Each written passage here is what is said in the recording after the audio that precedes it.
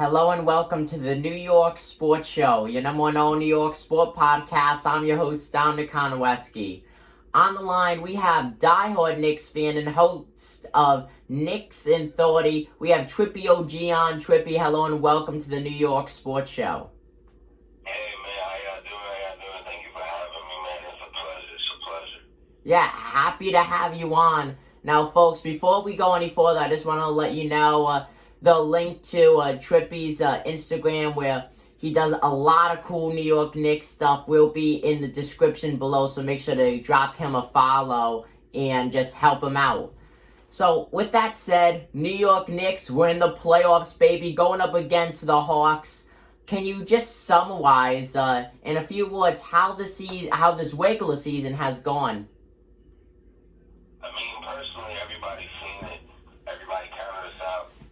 Everybody thought that, we was only going to get 21 wins. We was going to look like the same team from last year, but we are the same team from last year, just better. We grinded out. We understood the mission. We understood the goal. We understand that it's not just a one-man mission. This is a big 15, You got other players over here trying to bite the slogan, but we're not going to get into names with that. We'll see them later on in the playoffs. But, other than that, it's just a whole nitty-gritty defense. We're back. We look like the 90s days. Like, we brought back the actual essence of the New York Knicks. And we've proven it that we deserve to be here, and we're ready to rock and roll. 100%. Now, folks, if you've watched my videos for a while, you know how much of a diehard Knicks fan I am. Now, before the season, I said I would be happy if the Knicks win 30 to 34 games. They absolutely outdid my expectation, and I feel like a lot of other people's expectations, winning 41 games, getting fourth in the Eastern Conference. Now, like you just mentioned, this is almost the exact same team as last season. The biggest change was, of course, coaching-wise when you look at people on the court. Do you feel like if it wasn't for Tom Thibodeau, the Knicks would not be in the situation they would be right now? Honestly, had they not hired him, period, it wouldn't have went through the way it was going to go. It was like, it's a combination of things. You got to thank the coach, but then also you got to thank the whole front office for even allowing the way the moves were going to go. You know what I'm saying?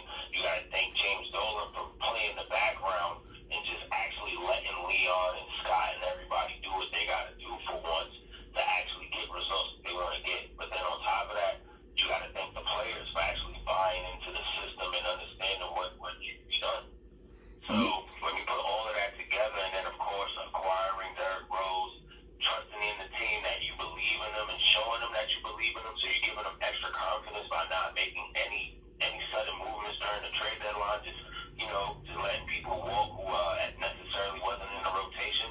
It was a beautiful thing. It's just like you show that you're willing to change the culture, willing to just show that this is really what we want. You really don't have we had the talent the whole time. You just didn't know how to grow it. So we finally got the right coach that really knew what to do with these select players, and now we just here rolling and gunning. Yeah, and I absolutely agree 100% on that. We've had the talent. We've had the talent for a while now, but the thing is, until the season, we did not have a coach that was able to exploit the talent and just bring the team together. And Tom Thibodeau has done that. He definitely has. His defensive awareness, his defensive mentality is crazy itself. Everybody knows he's one of the best defensive coaches in history of this game. We might as well just call it like that. Yeah, 100%. So, to sit there and understand that, he's known as a hard coach, but to see him actually elevate himself and buy into what today's game is, but still get players to buy into what he wants to do and how he wants to.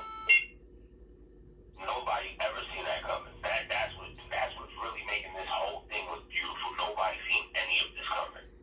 Yeah, and I truly love that.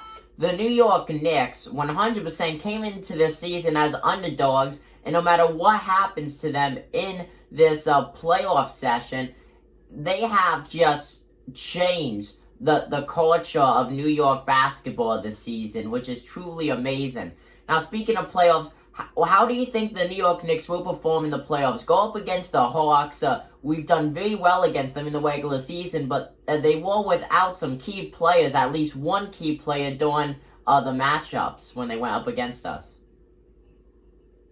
I mean, honestly, I don't really see us losing to them at all. There's no reason we should be losing to them, honestly. I get that they have a prolific scorer within Trae Young. You know, he's gonna get his buckets regardless. So that's nothing you can really do about that. The main thing with Trae, you just gotta stay in front of that man. You know what I'm saying? Now everybody else is just really dominating the paint, making sure that we don't let Clint Capella or John Collins go off that way.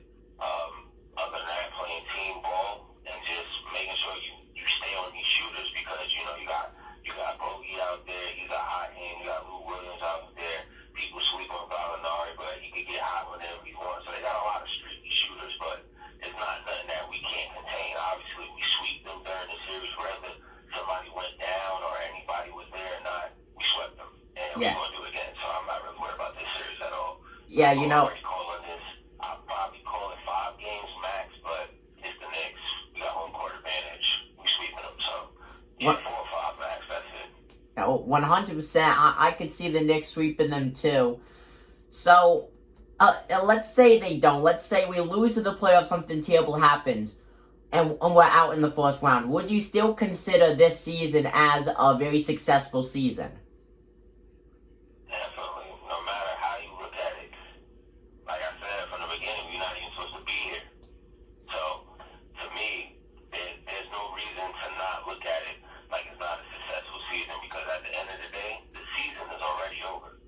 The regular season is over. So if you want to be technical and get to it, that season was a perfect storytelling season. Now, we on to the next chapter. This is the postseason. Exactly. Now, we have a whole bunch of people that's never been here before, but it's either you got to put up or shut up. That's just what this time is. So now we about to see what this is like. Yeah, now we're just going to see it on this journey, how far we can get. It's going to be fun. Now, I feel like the 3 biggest players that will help us in the playoffs will be Derrick Rose, Julius Randle, and R.J. Barrett. Now, you could say Nerlens Noel because he's been great at blocking and stealing the ball the last few games. But overall, though, I think those 3 players that I just mentioned will be the game changers, I guess you could say. What do you think? Definitely Julius Randle, of course. He's going to put on a show. I feel like the superstar of the playoffs, honestly, that's really going to amaze people is actually going to be R.J. Barrett. Like, I feel like he's really going to turn it up a notch to a whole nother level that people ain't get to see before. Just the way he just went out in that last press conference before the playoffs, just smiling and super happy. You never really see that from him. So Yeah. I feel like something's coming. Of course, Derrick Rose, but my person really is not really Derrick Rose, because you would expect that. It's actually Emmanuel quickly. I feel like he's going to take it to a whole nother level. You know, I could see that 100%. IQ has played such a big part during the regular season, and it makes you wonder where we would be without him, because there's been games where he's gotten over 20 points, which is very impressive when he's coming off the bench. Oh yeah, definitely. Like I said, he's the Lou Williams type of player. He knows how to pick his shots. He knows how to, like you said, he has a deadly floater. He can easily catch fouls. So like I said, when it comes to this first round, Trae Young, he can easily catch somebody getting a foul. Yeah. We got somebody on our team that can do the same thing, Emmanuel quickly. So they can go tit for tat all day with that. So we got a lot of weapons. They got a lot of weapons when it comes to Emmanuel quickly. It just, I don't know. He really didn't get his March Madness. So I feel like he's just about to take it out right now. That's one reason why I feel like he's just my sleeper pick. He's just gonna go crazy. Yeah, I could see IQ going crazy. I'm gonna love the commentary during this postseason. You know, Knicks have not been in the playoffs since the 2012-2013 NBA season. Okay, the announcers are gonna be hyped in MSG. The fans are gonna be hyped, You have tickets, if I'm correct, what I heard, you have tickets reselling for almost $1,000 for the New York Knicks playoff home games. Yeah, that's how much they saying they're selling them for right now. Other than that, it's not really looking like the price is going to go too steep now. They are getting cheaper going to go out. Yeah. Capacity now is looking like it's 50% now. It's like one little section that would probably be, it's like a third of a section that's really for non-vaccinated, 70%. So it's like a 70-30 split how they got it going. Yeah. It's a little weird setup, but they're working on it. They're definitely working on it so that way everybody can get in and, watch the game and, make sure everything goes through safely and run accordingly. Yeah, trying to make it comfortable for the fans and trying to have as many fans as they could in MSG as possible. Absolutely love that. Now, there is talks, not big talks, but there is talks. Jeremy Lin has a kind of hinted towards retirement today in a tweet. With that said, do you think that the New York Knicks would try to pick Jeremy Lin up? Now, he did play on the team a few years back, made the whole insanity thing, was a very big part to the New York Knicks. Do you see him being on the Knicks, or do you think he's just going to retire? Honestly, when it comes to Jeremy Lin, I feel like he's just going to end up retiring because with us, I just seen reports that, just got put out that our guy from Europe is actually on his way on a flight. He'll be on his way Friday on a 17-hour flight. Wow. So he's looking like he's going to be here back for business for this postseason run. So look out for that. That's something to watch out. So I really don't see us going to pick up Jeremy Lin, but he had a hell of a career. You know what I'm saying? He was able to still win a championship as well with the Toronto Raptors. So he had a good run. Yeah, 100%. He definitely had a great career, so it's nothing to look down upon or anything like that. He definitely was a man on a mission, and he completed it. Yeah, he had a career that you can make a movie out of. It was such a truly amazing career, so many ups and downs in it, but he's an icon. You think of basketball, especially like early 2010s basketball, you think of Jeremy Lin, and he's truly iconic in that era. So, postseason is coming over, playoffs are over, all that. New York Knicks, we have a lot of guys who are going to be free agents. Who would you keep and who would you let go? Honestly, if there's a way, I would really just love to bring this whole team back. Of course, you would have to let go of, we got to find a way to let go of Knox. He's not in a rotation. I don't think he's ever going to be in this rotation, so we got to find a way to let him go. If anything, I don't know how this, like I said, with the guy that we're getting from Europe, I don't know how he's really going to turn out. So, in the way his contracts look, that might look like trade bait in a way with the tryout. So, yeah, he might be one person to stay or go. So, it's a little iffy with him. Frank is another person that might have to go. And then other than that, I would just keep the rest of the team that's here and just bring in one or two pieces. We really don't need a lot. We just need one or two more pieces. I feel like this whole core that we have right now, even if we don't make a deep run, I feel like we just need to run it back with them and just, like I said, add another one or two. 100%. And I think the biggest thing is, we got to keep Derrick Rose in this offseason. We got to keep him. He played such a big part this season. Knicks have done absolutely amazing when he's been in games. He's such a crucial part. You cannot let him go. Definitely not. And, of course, he's coming back. He's playing amazing basketball. He's definitely been a great mentor to IQ and Obi, so there's no reason to not bring him back. Yeah. Now, I feel like the biggest sleeper so far in the regular season was Reggie Bullock. You don't really hear people talking about Reggie Bullock, but this guy can nail three-pointers like there's no tomorrow in some games. Then he does nice layups and everything, passes the ball good. I feel like he was the biggest sleeper this season. Honestly, he was. He was one of them. Yeah. He was one of them, but he wasn't the biggest, though. Like, Reggie was definitely one of those that we already knew he could do it. It was just like, where would you going to do it? Yeah. You know what I'm saying? So now he finally got the opportunities to do it, and now he's looking like when you first came into the league. But now, the biggest person that took that leap to me, of course, you just have to say it, is Julius Randle. Coming in last year, he had the one spin move. You already knew that was a turnover. He was shooting 28% from three. He jumped all the way to, what was he, 41.6? Yeah, it was crazy. He's like top 5 in MVP candidate right now. Most improved, of course, he's getting that down pat. Leader of the team, first year All-Star, first time going to the playoffs. Got the team 4th in the East. There's no reason to say it, but he took the biggest new ball, and you gotta commend him. Yeah, what Julius Randle did this season is very impressive, and you will not see that in a player. That is a 1 in a million leap right there, stat-wise.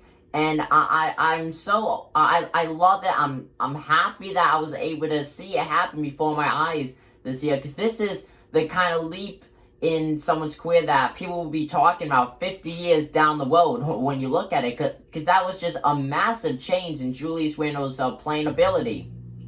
So, one more question before we go. Obi Toppin, yes, it was his rookie season, but he did not even average 6 points per game. How would you say he did? When it comes to Obi, he started out rocky. You know, he definitely showed that he was a rookie. He definitely showed that he was looking a little lost. But over the course of the season, especially getting to the down to the end of the stretch of it, he definitely showed growth. He's definitely shown way more confidence, and he's definitely showing that, you know, he can compete now. Of course, he's still in the learning process, but he's definitely going to get better. He's definitely going to get better. But going into the playoffs, we're going to have to give him way more minutes, though. We can't just ride Randle as much as we do. It's not less than that. Just hope he does for the best. But of course, you know, if he's underperforming, Tom's going to do Tom things, and he's going to pull him out. So nothing I can do about that. We're just going to watch and have to wait and see how that goes. Yeah, it's good. He's definitely getting better, though. 100% he has been. I feel like people have been a little bit too hard on Obi Toppin. Overall, I think he's going to be a very valuable player when you look at it 2-3 years from now on the New York Knicks. It's going to be fun to see what he could do in the playoffs, but like you said, you cannot give Julius Randle like the blunt of the playing time. He gets way too much, and in the playoffs, you know, the situation is higher. Yes, you want your star player out there, but yeah, you don't want to risk injury at the same time when you have a player that needs minutes. I feel like this could be great for Obi Toppin experience-wise, you know, not only because it's a playoff experience, but just the more minutes. He's able to be on the court, he could learn more, and he could impress a lot of people, I feel. He's definitely going to impress. There's nothing to worry about. You just got to give him time, but it's up to him to really keep growing and showing the confidence and actually doing what he has to do.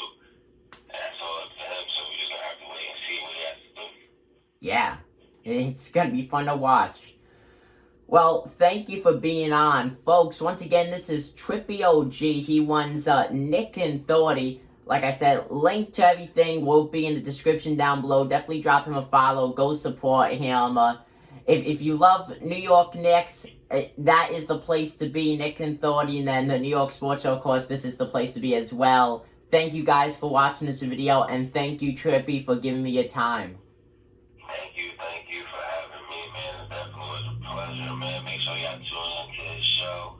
Definitely go check it out. He has a lot to offer, talking about more Knicks, more sports, more everything. Tune in. Everything is a go. Thank you. Have a great rest of your day.